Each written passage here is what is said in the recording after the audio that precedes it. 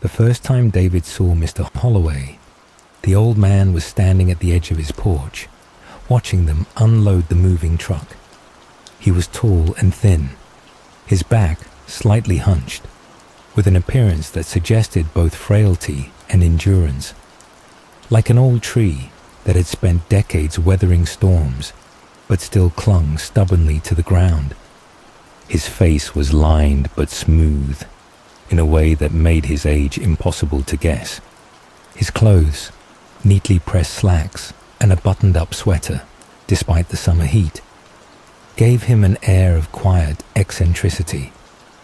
David nudged Lisa as they carried a box toward the house, their dog, Max, zipping back and forth enthusiastically, exploring the new property. "Our neighbor's staring at us," David said. Lisa glanced at Holloway, offering a polite wave. He lifted one hand in return. "Friendly enough," she said. David wasn't so sure. Their house was an older one, built sometime in the 1950s, with narrow hallways and hardwood floors that creaked constantly. It had been on the market for nearly a year before they bought it, which David had initially seen as a red flag, but the price was unbeatable. Lisa had fallen in love with the sunroom, and David had to admit the place had a certain charm. Though, even before they finished moving in, he found himself unsettled by how quiet the neighborhood was. There were no kids playing outside and no traffic noises beyond the occasional car rolling past. It was peaceful, but in a way that felt unnatural, like a pause in conversation that lasted too long. Holloway didn't approach them until early evening, after most of the heavy lifting was done. David was wiping sweat from his forehead when he heard footsteps on the driveway and turned to see the old man standing there, hands folded behind his back. "Welcome," Holloway said. His voice was soft, the kind that forced you to listen closely. "I imagine you'll be here a long while." Lisa smiled. "That's the plan." David forced a chuckle. "Well, unless we find out the place is haunted." Holloway tilted his head. "No ghosts, but a house can remember things." David wasn't sure how to respond to that, but Lisa, ever the diplomat, simply nodded. "That's an interesting way of looking at it." Holloway studied them for a moment longer, and then took a step back, gesturing toward his home. "If you ever need anything, I'm just next door." With that, he turned and walked away, his steps unexpectedly light for someone his age. Lisa waited until he was inside before whispering, "Okay, that was weird, right?" David exhaled. "A little, but hey, at least he didn't start ranting about property lines or make us join some neighborhood watch cult. Could be worse." Lisa grinned. Famous last words. That night, they celebrated their first evening in the house with takeout and a bottle of wine, settling into the living room amid stacks of unopened boxes. The excitement of a fresh start dulled the strange impression Holloway had left on them, and by the time they went to bed, David barely gave the old man another thought, until something woke him. It was subtle at first, a faint, rhythmic sound filtering through the open bedroom window. Shuf, shuf, shuf. David lay still, blinking as his eyes adjusted to the darkness. The sound was methodical, repetitive. He turned his head toward Lisa, but she was fast asleep. He slid out of bed and moved to the window, peering through the blinds. The street was empty, the neighborhood bathed in the dim glow of a distant street lamp. But then he noticed movement in Holloway's yard. The old man was standing near the center of his lawn, hunched over, his hands gripping the handle of a shovel. He drove the blade into the earth, withdrew it, then plunged it in again, the motion effortless and practiced. David frowned. It wasn't the fact that Holloway was digging a hole in the middle of the night that disturbed him, though that was plenty strange. It was how he was doing it. There was no pile of dirt accumulating beside him, and no excess soil being tossed aside. It was as if the ground was swallowing the blade whole. Shuff, shuff, shuff. David stood there for a long time, watching the hole deepen. Holloway didn't stop, didn't hesitate. He worked tirelessly with the same steady rhythm, as though he had been doing this for hours, for days, for years. Finally, after what felt like an eternity, David let the blinds fall shut and turned back toward the bed, telling himself he was imagining things, that it was nothing to worry about, even as the sound of shoveling continued long into the night. David woke the next morning with the memory of Holloway digging fresh in his mind. The rhythmic scrape of the shovel, the way the earth seemed to swallow the dirt without displacing it, it troubled him. He pulled on a t-shirt and stepped outside before Lisa was even awake, crossing onto the sidewalk where he could get a clearer view of his neighbor's yard. The hole was still there. It was about 3 feet wide and seemingly bottomless. There was no mound of dirt beside it, and there were no signs of recent disturbance except for the dark, gaping void in the grass. David stepped closer. It was perfectly round. The edges looked smooth, almost sculpted rather than dug. Too precise. He crouched, peering into the darkness. A cold draft rose from the hole, carrying with it a faint, earthy smell, like moistened stone, the kind of scent he associated with caves or tunnels. Something about it felt wrong. David exhaled sharply and forced himself to stand. He was being ridiculous. The guy was just a weirdo with a strange hobby. That was all, right? Lisa's voice startled him. "David, what are you doing?" He turned to find her standing in the driveway, arms crossed. She was still in her pajamas, barefoot on the pavement. David scratched the back of his head. Holloway was digging this last night. Lisa frowned. "Why?" "No idea, but look at it. It's too neat." She stepped up beside him, peering down. Her expression twisted. "Yeah, that's weird. Why is there no dirt?" David shook his head. "No clue." Lisa shivered. "It's creeping me out." "Me too," David admitted. They both stood there, staring into the abyss, neither of them wanting to say what they were thinking. What if there was something down there? Holloway's front door creaked open, making both of them flinch.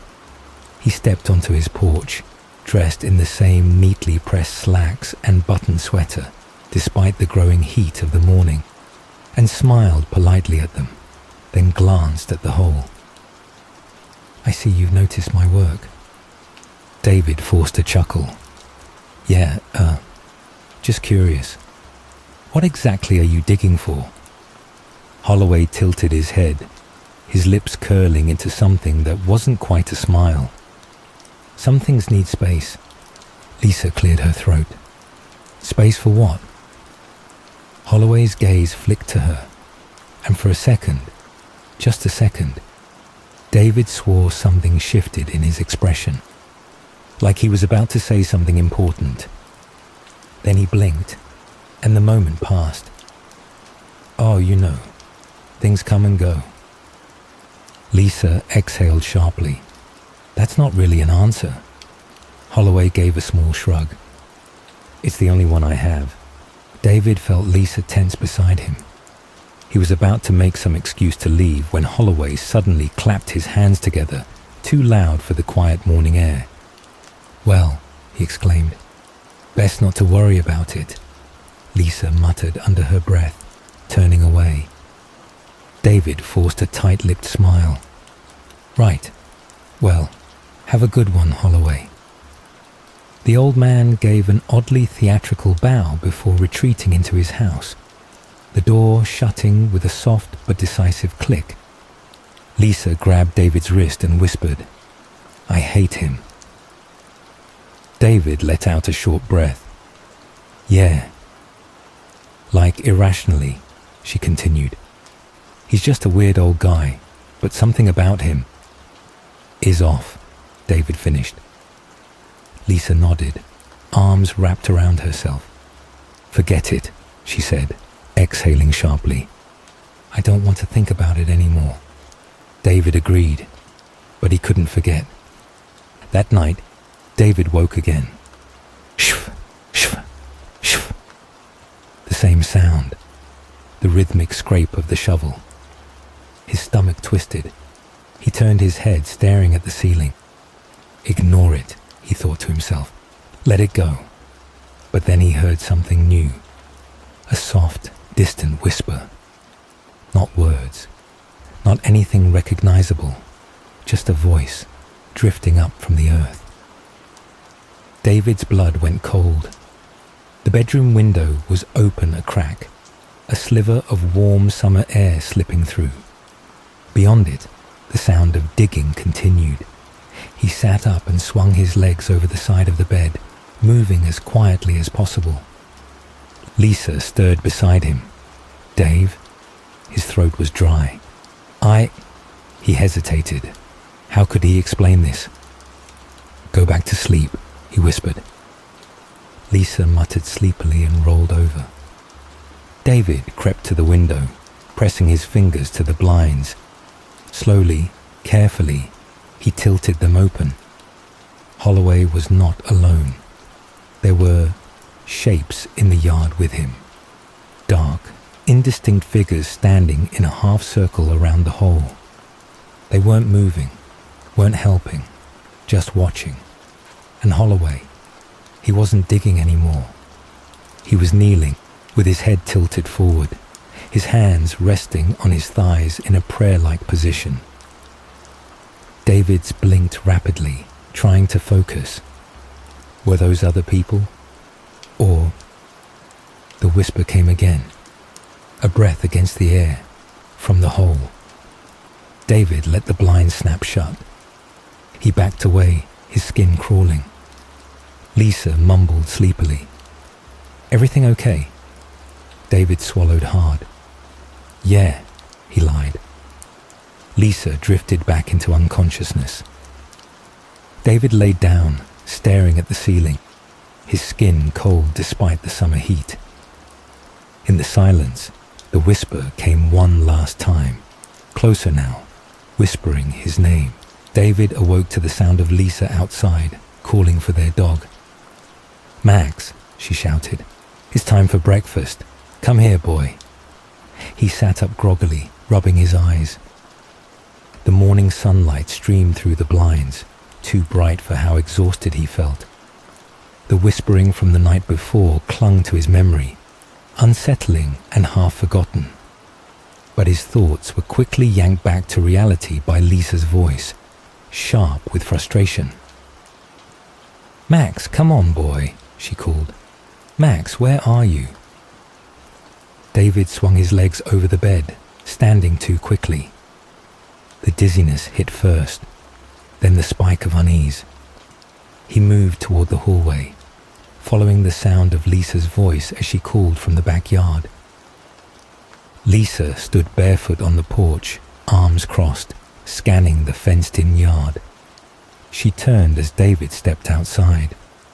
"He's gone," she said. David frowned. "What do you mean, gone?" "I mean, I woke up, opened the back door to let him out, and he never came back in." David looked around. The yard was enclosed on all sides by a tall wooden fence. No gaps, no broken boards. Just the thick grass, the patio furniture, and... David's stomach clenched. There was another hole, in their yard. A hole he had never noticed before. Had it always been there? David wondered. He couldn't be sure. It was near the tree line, just a little smaller than the ones in Holloway's yard. The same perfect, unnatural smoothness. The same eerie absence of displaced dirt. Lisa followed his gaze, and her expression darkened. "You don't think—" She exhaled sharply. "No, that's crazy. A dog wouldn't just go into a hole like that." David didn't answer. He was already moving toward it. Up close, the hole looked too deep for Max to have simply fallen in. A normal hole would have loose earth around the edges, offering some indication of depth, but this one was just there, as though the ground had been scooped away by something impossibly precise. Lisa stood behind him. "Max," she called, her voice breaking slightly. David crouched, peering into the darkness, and saw nothing. No movement, no sound, just the same stale, earthy smell that had come from Holloway's holes. David grabbed a small rock, dropped it in, and counted. 1 second, 2, 3, no sound. David's skin prickled. That didn't make sense. Lisa's hands clenched into fists. "I'm knocking on his door." David stood. "Lisa, I don't care," she snapped. "I don't care how weird he is. I don't care if he has an excuse. And I don't care about playing nice with the creepy old neighbor. Our dog is missing." She stormed across the lawn before he could stop her. David followed, a quiet dread curling in his stomach. Holloway answered on the third knock. He opened the door just enough to be seen, his face lined with something David couldn't quite place. Irritation, perhaps. Or was it amusement? "Ah," he said, as though he'd been expecting them. "David, Lisa, how nice to see you." Lisa didn't waste time. "Our dog is missing." Holloway tilted his head. "That's unfortunate." David studied his expression, searching for some sign of deception, but Holloway simply blinked at them, his face unreadable. Lisa glared. "You were outside last night, digging. Again." Holloway's lips curled into something akin to a smile. "I was," he admitted. "Did you see anything?" Lisa asked. "Hear anything?" Holloway's gaze drifted toward their yard, toward the hole. "Some things," he said softly, "are meant to go missing." Lisa took a sharp step forward. David caught her arm, stopping her. Holloway smiled again, a little too widely. "It's best not to linger on such things," he said. Then, without another word, he shut the door. Lisa let out a sharp breath. "He took him," David replied. "We don't know that for sure." "Then where is he, David?" she barked. "Where's our dog?" David had no answer. They spent the next several hours searching. Lisa put up flyers. David walked the streets, calling Max's name, peering into alleyways, searching for any sign of the golden retriever, all of it in vain. By the afternoon, Lisa had exhausted herself. She sat on the couch, staring at the coffee table, her fingers gripping her phone in case someone called. David watched her from the kitchen, feeling helpless. He wanted to say something comforting or hopeful, but the hole on the outskirts of their yard loomed in the back of his mind. When he went outside that evening, Holloway was standing on his own porch, observing him, his hands folded behind his back. David felt his pulse in his throat. He knows something, he thought. "I know it." Holloway didn't say a word. He just stood there smiling. David turned and went back inside. That night, Lisa fell into an exhausted sleep. David didn't. He sat on the edge of the bed, his thoughts tangled. Max was gone. There was no rational explanation for how he could have disappeared. There was no way out of the yard. No hole under the fence. No tracks. There was nothing out of place whatsoever, except for the hole he could swear hadn't been there before. David clenched his jaw. He had to know. Quietly, carefully, he got out of bed, grabbed a flashlight, and stepped outside, barefoot, and strode across the yard, the cool grass brushing against his toes. The air was still, too still. There, on the border between theirs and Holloway's properties, the hole awaited him. He flicked on the flashlight, aiming it straight down. The beam barely penetrated the darkness. The hole seemed to swallow the light. David's throat tightened. He took a breath and crouched, reaching his hand toward the edge, when he heard it. A sound, faint and soft, carried, nearly imperceptibly, on the breeze. It wasn't the wind, and it sounded nothing like an animal. No, it was something. Whimpering. David's stomach dropped. "Max," he whispered. He leaned in, listening. The whimper came again, but it sounded wrong. It was too distant, too deep, as if it was coming not from the hole itself, but from somewhere far below. David's fingers tightened around the flashlight. He could still hear it. A weak, indistinct sound. A chill ran up his spine. He forced himself to his feet and backed away, then turned toward Holloway's house. The porch light was on, and Holloway. He was watching, standing perfectly still in the doorway, smiling. David went inside and locked the door, but he could still hear it, somewhere deep at the bottom of the hole. Calling his name, David barely slept. Every time he closed his eyes, he heard the whimpering, faint, distant, and impossibly deep. The sound of Max, but not Max. It couldn't be. The worst part was knowing Holloway had been watching, expecting something. By morning, David had made up his mind. They needed proof. Lisa was hesitant at first. "You want to go inside his house?" she asked. David nodded. "Yeah, just for a minute. Just to see." Lisa's eyes darkened. "See what?" "I don't know," David admitted. "But I have to. He knows something, Lisa. Maybe he even..." He hesitated, unwilling at first to say it. "Maybe he even took Max." Lisa exhaled through her nose. "This is a bad idea." David knew she was right, but he also knew that the unease wouldn't go away until he got answers. Lisa studied him for a moment before finally shaking her head. "Fine. Just be careful." It was almost too easy to get inside. David caught Holloway in his front yard, watering his flowers as if he hadn't just spent the last few nights digging bottomless holes in the ground. David forced himself to keep his tone casual. "Hey, Holloway." The old man turned, blinking at him, his expression unreadable. "Would you mind if I borrowed a tool?" David asked, doing his best to conceal his apprehension. "My screwdriver set's still packed up, and I need to tighten some hinges." Holloway smiled.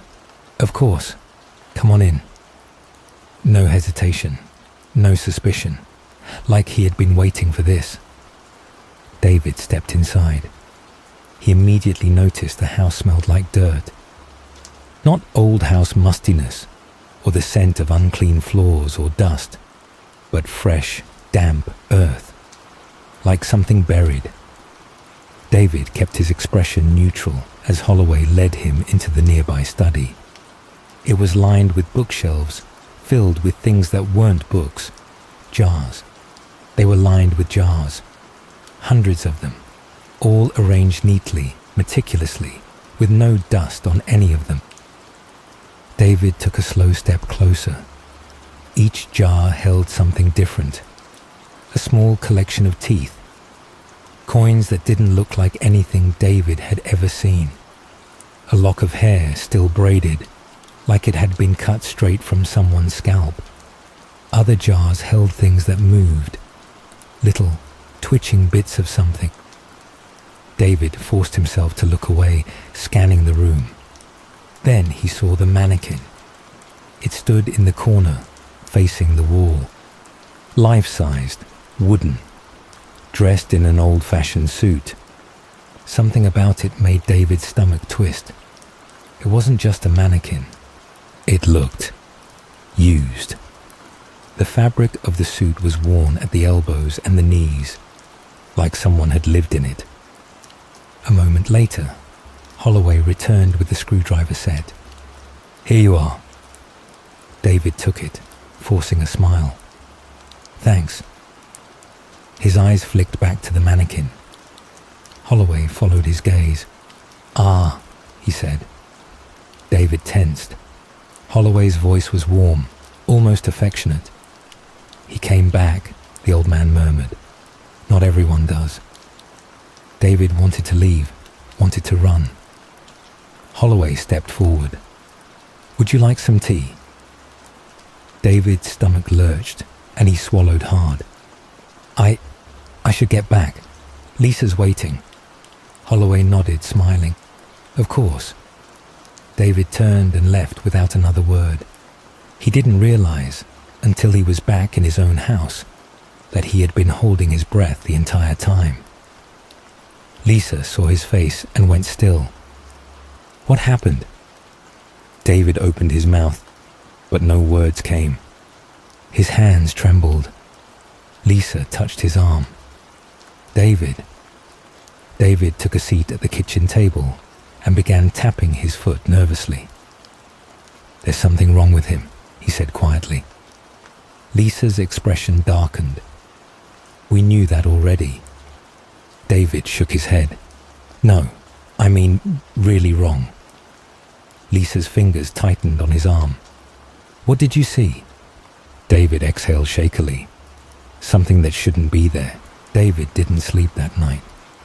Neither did Lisa. They sat at the kitchen table, speaking in hushed tones, both of them unwilling to say what they were really thinking. Max was gone. Holloway knew something, and there was something in his house that wasn't supposed to be there. David told Lisa about the jars and the mannequin, about the way Holloway spoke about it, like it was something that had returned. Lisa's hands curled into fists. "We need to go back." David hesitated. "Lisa." She looked up, her eyes fierce. "No. No more waiting. No more trying to be polite. He knows something, David. Max could still be alive." David wanted to believe that, but deep down, he wasn't sure if what had been calling from the hole was really Max anymore. Lisa stood. "We go now." David didn't argue. The night was eerily quiet as they crossed the lawn. Holloway's house sat in perfect stillness. The porch light was off. There was no glow from the windows and no sound of movement inside. David tested the doorknob and found it unlocked. Lisa exhaled sharply, and David pushed the door open. The scent of earth was stronger this time. They moved quickly, their footsteps muffled by the thick carpeting. The jars in the study seemed to surveil them as they passed. Lisa nudged David's arm, pointing toward a narrow door at the end of the hallway. A basement door. David hesitated. He didn't want to go down there, but Lisa was already moving. The door creaked as she pulled it open. A heavy, damp smell rolled up from below. David flicked on his flashlight. The stairs stretched downward into darkness. Lisa swallowed hard and stepped forward. David followed. The basement was wrong. The walls weren't cement, they were dirt.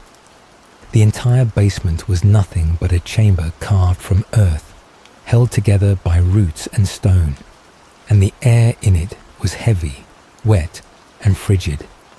Absolutely frigid. And at the center of it all, was the mound. David's stomach flipped. It was massive, a pulsing, throbbing, flesh-colored thing embedded into the earth. Even as he watched, its surface bulged and twitched. Lisa took a step closer, and David caught her wrist. "Don't." She ignored him. The mound shuddered, a deep, guttural groan rising from beneath it. Something was inside. Suddenly, Lisa gasped, and David followed her gaze. He felt the air leave his lungs. Max's collar. It sat at the base of the mound, half buried in the dirt. Lisa lunged for it. The moment her fingers touched the leather, the mound moved. A rippling spasm, like something shifting beneath its surface. A low whisper curled through the air. David grabbed Lisa and yanked her back. The mound bulged outward, a shape pressed against it from the inside. A hand. David dragged Lisa toward the stairs. As he led her toward the exit, the whispering grew louder. Not one voice, but many. They bolted for the top step. David reached for the door, and the basement door slammed shut. David slammed his shoulder into the basement door. It didn't budge.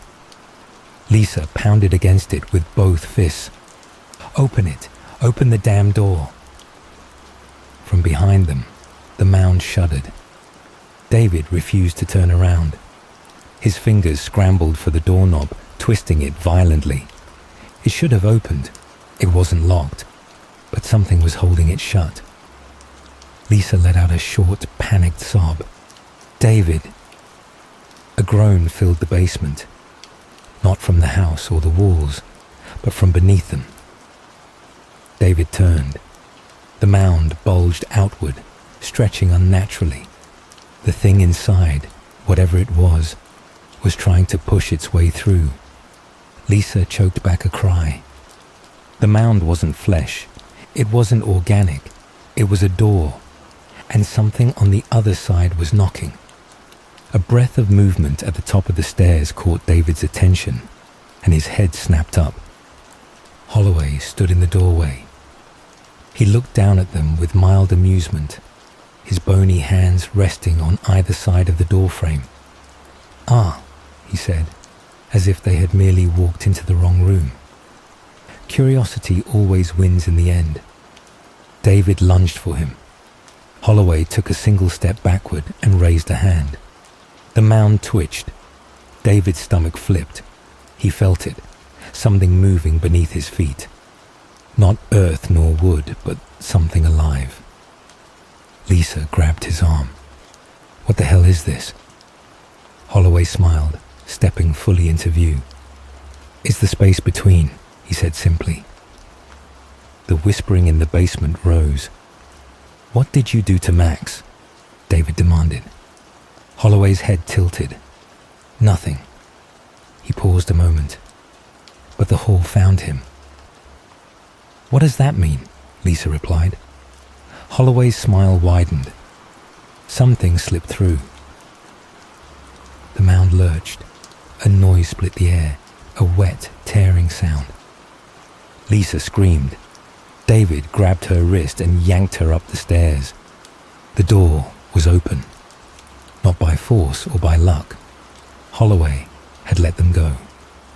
The last thing David saw as they ran into the night was the gruesome sight of the mound splitting open, and of something stepping through.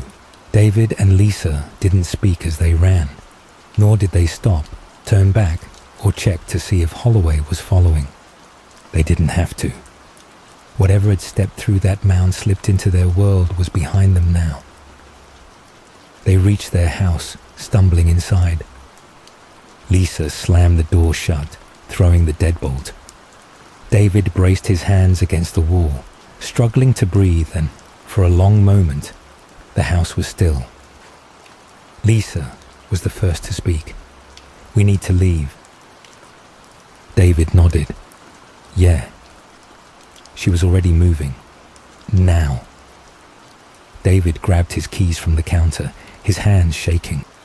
His gaze drifted to the backyard. He froze. Another hole. It hadn't been there before. He was certain of that. Not this big. Not this wide and deep. Lisa followed his gaze and then covered her mouth. "No," she said. "That's not possible. How? How is this happening?" David barely heard her over the din of rising whispers. Not from Holloway's property or from across the street, but from their own yard. Lisa grabbed his wrist. "David, we're leaving." But David couldn't move. The whispering was familiar now. They weren't just voices. They were names. Their names. David took a step forward. Lisa's grip tightened. "Don't." He ignored her. Before him the hole stretched, impossibly black. At the bottom, something moved. Something that had been waiting. Lisa's voice snapped through the haze. "David." He blinked. A moment of clarity. He turned toward Lisa. "We're leaving." She nodded. And then, the ground shifted beneath his feet. Not an earthquake. Not the wind. Something pulled. And David stumbled. Lisa screamed. The last thing he saw before the ground swallowed him was Holloway. He was standing on his own porch, shovel in hand, smiling as if this had all been planned. No, not like it was planned, David thought, as he plummeted headfirst into the cavernous maw, like it was inevitable. Above the rapidly growing pit, Lisa scrambled back from the edge, wailing. Below her, the ground shook. She took one last look at Holloway, just in time to see him wave politely. She closed her eyes and swallowed hard, and Lisa fell.